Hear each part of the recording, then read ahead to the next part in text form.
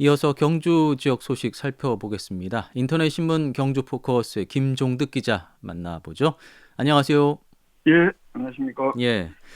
요즘 뭐 드론을 취미 삼아 띄우는 분들 많이 계시는데 예, 그 경주에서 비행 금지 구역에서 드론을 띄우다가 경찰 조사를 받게 된 분이 있다고요? 예, 그렇습니다. 경주경찰서는 어제 경시 양남면 해안가에서 그 비행금지 구역에서 드론을 띄운 그 혐의로 50대 남성 한 명을 조사 중이다. 항공안전법 위반 혐의로 조사 예. 중이다고 오늘 밝혔습니다. 이 현행법상 비행금지 구역은 항공안전법이나 시행규칙에 따라서 비행체 운항이 금지되어 있고 이를 위반하면 어, 200만 이하의 과태료 처분을 받는다고 경찰은 밝혔습니다. 예.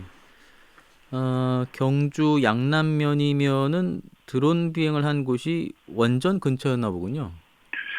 그렇습니다. 이 월성원자력본부 근처가 이 국가중요시설이어서 비행이 예. 금지된다고 하는데요. 이 비행금지 구역은 지방항공청이나 국방부 허가를 받아야 하는 곳을 말하는데 이 음. 원전이나 공항 또 군사시설과 같은 국가중요시설 인접지역이 비행금지구역으로 설정한 경우들이 많다고 합니다. 경시 네. 양남면의 경우에는 이 월성원전이 있어서 반경 10km 이내에는 비행이 금지된다고 합니다. 이 월성원전 주변에 가보시면 곳곳에 그 드론 금지 또 비행 금지 음. 구역이라는 이런 안내판도 많이 있는데요. 네. 아마 이분은 그걸 잘 못 봤던 모양입니다. 그래서 경주경찰서 관계자는 요즘 취미 활동으로 이 드론 비행이 이렇게 많이 대중화되고 있는데 비행 시에는 반드시 해당 지역이 이 비행이 가능한지를 사전에 확인해 주시기 바란다. 이렇게 또 당부를 했습니다. 예. 뭐 좀 조심을 해야 될 것 같고요. 그 전기차 충전 구역에서 충전을 방해하는 행위에 대해서 경주시가 단속에 나선다고요?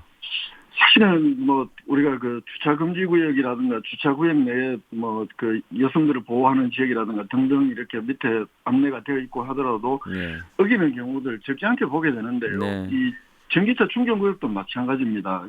경주시에서는 지난 6일부터 모든 전기차 공용 충전기 또 전용 주차장 주차구역 내에서 이 충전 방해 행위라든가 또 일반 차량의 전기차 전용 주차구역 주차 이런 그에 대해서 단속을 집중적으로 음. 하겠다 이렇게 밝히고 있습니다. 이 충전 시설에 주차가 가능한 차량은 전기차라든가 또 플러그인 하이브리드 또 친환경차 전용 주차구역 가능 차량은 전기차라든가 하이브리드차, 수소전기차입니다.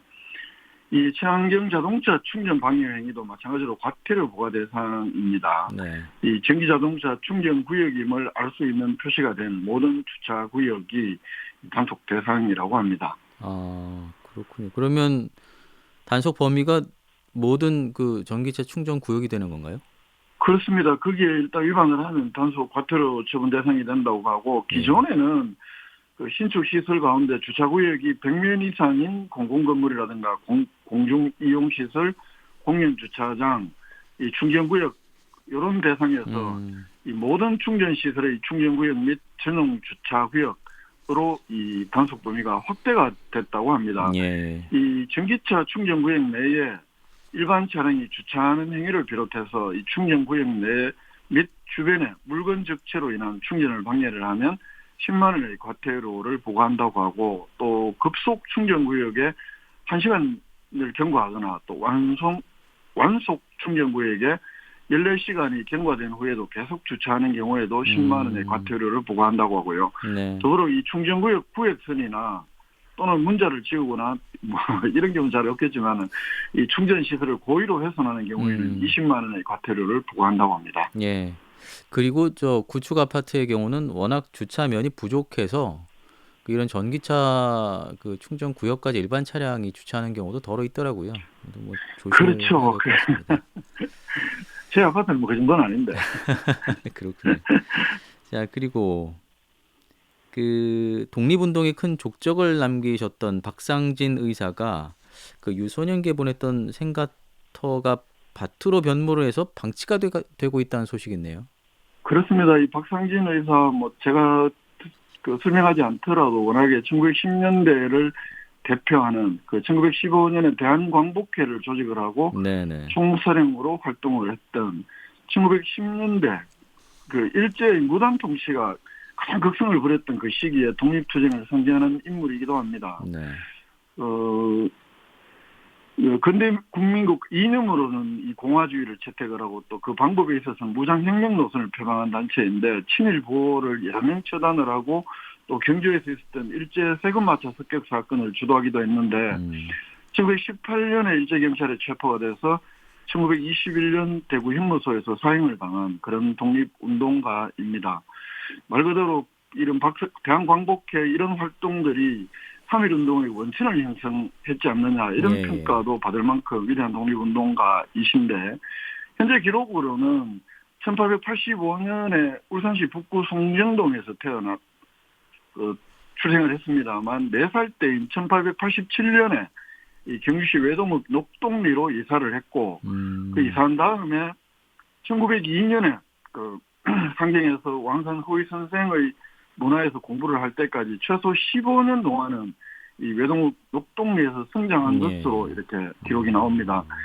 근데 이 박성진 의사가 성장하고 자란 이 유소년기를 보냈던 이 생가는 본래는 그 생부와 큰아버지 그 양부의 집이 나란히 개와 두 채가 있었다고 하는데 한 채는 1970년대 또 한 채는 1980년대 초에 모두 허물어졌고 집터는 여러 명에게 독립운동가가 대개 집안이 몰락하듯이 재산들이 다들 이렇게 몰락을 하면서 그 집터는 여러 명에게 매각돼서 현재는 밭터로 이렇게 방치되고 있는 실정이었습니다.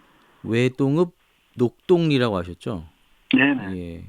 이게 뭐 역사적으로나 문화사적으로 상당히 좀 의미가 있는 곳일 텐데 아니 뭐 기념 표식이나 뭐 안내판 같은 게 설치가 안 됐었나 봐요? 그것조차도 없었습니다.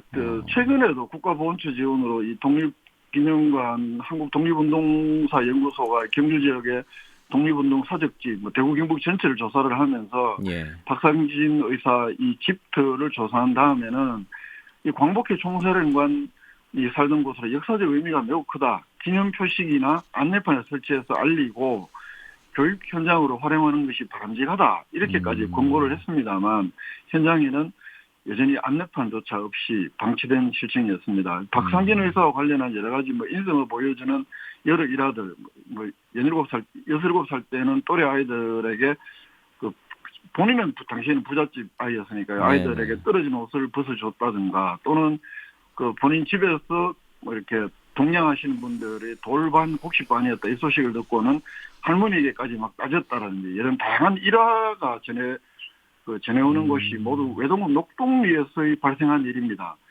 그리고 박상진 의사 체포가 되는 것도 결국은 수배를 받으면서도 생모의 장례식이 외동읍 녹동리에서 있었고 장례식만은 봐야 되겠다 해서 이 참석 중에 경찰에 근거된 것도 외동읍 녹동리이고요. 그래서 이건 역사적으로 교육의 장으로 활용할 가치가 매우 높은 곳이다. 이렇게 평가를 받고 있고 제가 등기부등본을 취재 중에 때 봤더니 그 집터는 당연히 그 대지로 나타나고 또 일부는 밭터로 부지가 한 전체적으로 평수로 이야기해서 죄송합니다. 한 1000평 정도 울산 시민과 외동읍 주민 합쳐서 4명이 각각 토지를 소유하고 있는 것으로 이렇게 나타나고 있습니다.